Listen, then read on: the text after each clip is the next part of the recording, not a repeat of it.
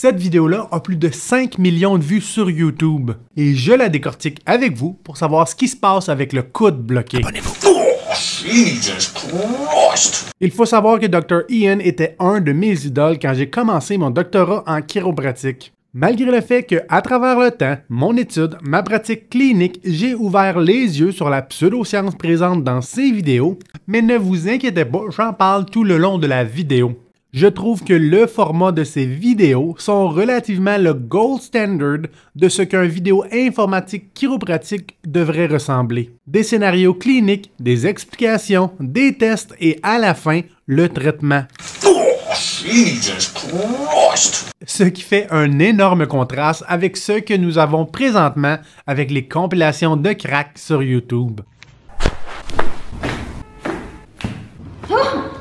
On a ici présentement un patient qui a de la difficulté à bouger son bras gauche. On n'a aucune idée de ce qui s'est passé. Est-ce que c'est un accident? Est-ce que c'est un faux mouvement? Mais ce qu'il faut comprendre, c'est que la majorité des conditions dans le corps sont non spécifiques. Donc pas d'événement traumatique, peut-être une surcharge, un stress physique, mais rien assez sévère pour résulter en un bris tissulaire. Généralement, avec ce genre de douleur, le corps, le cerveau va parler de plusieurs façons. En commençant par de l'inconfort, de la douleur, et si on persiste, on peut apporter des pertes fonctionnelles, donc d'avoir de la difficulté à ouvrir le bras comme dans cette situation. D'autres situations similaires que vous avez probablement déjà vécues, pour le coup, avec de la difficulté à bouger, comme par exemple avec des torticolis ou des pseudo-torticolis, ou encore avec des lumbagos, des tortipelvis dans la région du dos. C'est généralement des conditions qui sortent de nulle part, ou sont arrivées à la suite d'un faux mouvement pas assez intense pour aller causer un bris tissulaire. Cependant, ils vont apporter des difficultés à bouger, mais aussi des douleurs. But just the way that joint feels, it's most likely something's actually locked. We'll get a picture of it. Avec cette phrase-là, le chiropratien insinue qu'il va devoir prendre une radiographie de la région en douleur. Il faut comprendre qu'il nous manque beaucoup de contexte clinique en ce moment. Cependant, avec les informations que nous avons actuellement, il n'y a pas suffisamment de justification pour faire une radiographie. S'il n'y a pas eu d'événement traumatique, comme une chute d'une certaine hauteur ou tout autre trauma intense, il n'y aura rien de pertinent à rechercher des inconnus sur la radiographie. Les radiographies ne sont pas là pour divertir les patients, pour nous divertir ou encore moins pour répondre à des questionnements cliniques qu'on ne s'est même pas encore posés. Par exemple, si ce même patient arrivait dans ma clinique et me disait « J'ai fait une chute de très haut et je suis tombé directement sur le coude ». Maintenant, je ne peux plus ouvrir ni bouger le bras. Il y a de l'édème et des rougeurs. Dans ce cas, nous aurions un historique d'événements traumatiques et des symptômes pouvant s'apparenter à une possible fracture. Si mon évaluation clinique et mes tests orthopédiques, comme l'utilisation du diapason dans la région blessée pour détecter des fractures osseuses, continuent de me pousser dans la direction d'une fracture, il serait approprié de prendre une radiographie. Toutefois, avec les informations actuelles et le fait qu'il n'y a même pas eu d'évaluation approfondie, tout ce que le chiropratien a fait, c'est simplement toucher la région blessée pour vérifier légèrement les amplitudes de mouvement et que jusqu'à présent, il n'y a aucun historique traumatique. En me basant uniquement sur ces informations, il n'y aurait aucune justification pour prendre une radiographie parce qu'elle ne montrera rien de pertinent pour le patient. Comme je l'explique souvent dans mes vidéos, la majorité des épisodes de douleur sont non spécifiques et malheureusement la douleur non spécifique ne se verra pas à l'IRM, à la radiographie ou à toute autre imagerie médicale. Si on persiste dans le fait de vouloir prendre des radiographies, tout ce qu'on va voir, ce sont un aperçu général des os, de l'articulation et des tissus mous, mais rien de cliniquement concret qui vont nous aider à mieux comprendre la douleur. Ça serait simplement d'exposer la région à des rayons X, augmentant ainsi inutilement l'exposition annuelle de ce patient aux rayons X, sans raison cohérente ou simplement nécessaire. We're not going to have any chance of getting a straight shot of that. Yeah. So we'll see what information we can get out of this picture.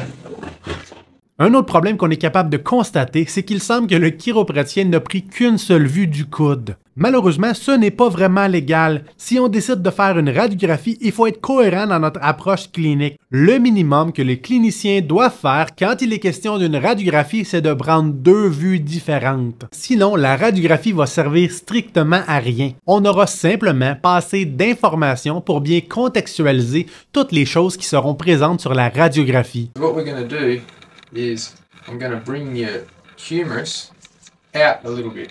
Yeah. And that's just going to put this in a better position where I can get it up. Il est important de comprendre qu'il a mentionné qu'il devra prendre l'humérus et le déplacer vers l'arrière. Il faut réaliser qu'aucune manœuvre avec les mains ne pourra replacer ou déplacer un os pour améliorer sa mobilité. Ce que le chiropratien est en train de faire en ce moment, ce sont uniquement des mobilisations progressives. Une personne va stabiliser le bras à l'extrémité pendant que le chiropratien va effectuer des mobilisations progressives antérieures-postérieures afin d'augmenter l'amplitude de mouvement de l'articulation. Mais il n'y a absolument rien qui va être déplacé ou replacé. Ce que vous venez juste de voir, c'est un ajustement, une manipulation. Good. C'est important de comprendre que la manipulation représente le dernier grade de la mobilisation. La mobilisation consiste à travailler progressivement les amplitudes de mouvement en exerçant une légère pression sur une articulation. Le dernier grade de la mobilisation, la manipulation, se fait à la limite physique de l'articulation et elle consiste à donner une impulsion dans une certaine direction. L'objectif, c'est d'essayer d'augmenter légèrement et progressivement le mouvement d'une articulation, permettre aux structures comme les tendons, les muscles de gagner en amplitude de mouvement. Encore une fois, ça devrait toujours être fait dans la zone confort-inconfort. Si c'est toléré, nous pouvons continuer et progressivement à travers les mobilisations et les ajustements, augmenter l'amplitude de mouvement. Oh, holy snap and that shit. Oh, I'm ready to dance. Les termes que nous utilisons peuvent parfois nous aider à conceptualiser ce qui se passe. Le chiropratien n'enlève pas la pression sur le tendon. Tout ce qu'il fait, c'est de travailler sur le muscle, le tendon, pour forcer une amplitude de mouvement plus difficile. I'll be able to get that radial head a bit forward a bit more.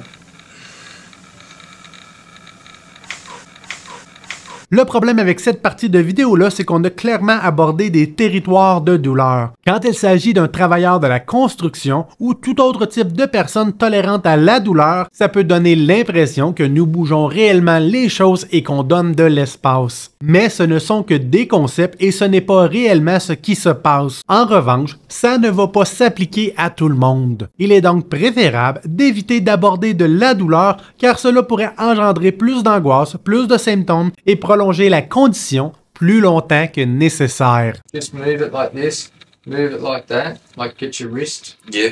as much as you can. Get a bit of ice on here. Yeah. And when you rest it in its longest position. Yeah. Don't rest it up like that. Ce que nous venons de faire ici, c'est de donner des recommandations cliniques à suivre à la maison. Et c'est important de comprendre que ce genre de recommandations va s'appliquer à tout type de douleur neuro-musculo-squelettique. Il s'agit de trouver une zone de confort et de s'y limiter. Il faut comprendre que généralement, la zone confort-inconfort va se situer entre 0 et 6 sur l'échelle de la douleur. Parce que pour tout ce qui concerne le neuro-musculo-squelettique, il n'y aura aucun bénéfice dans la sédentarité. Tous les bénéfices à la maison résident dans un mouvement progressif, la tolérance au mouvement, tout en laissant la douleur guider votre rétablissement. Get a bit of ice on here. Le chiropratien parle aussi de l'application de la glace. Dans le passé, on recommandait souvent la glace pour soulager la douleur. Cependant, les études maintenant montrent que ça change pas grand-chose. Et les recherches s'accordent progressivement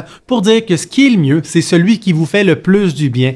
Donc si c'est la chaleur, tant mieux, sinon, mettez du froid. Finalement, le patient revient le lendemain avec des améliorations cliniques. Si vous avez des histoires à partager, des suggestions de vidéos que vous aimeriez que je réagisse ou encore des questions, écrivez-moi ça dans la section commentaires. Parce qu'une personne informée, c'est une personne en contrôle de sa santé.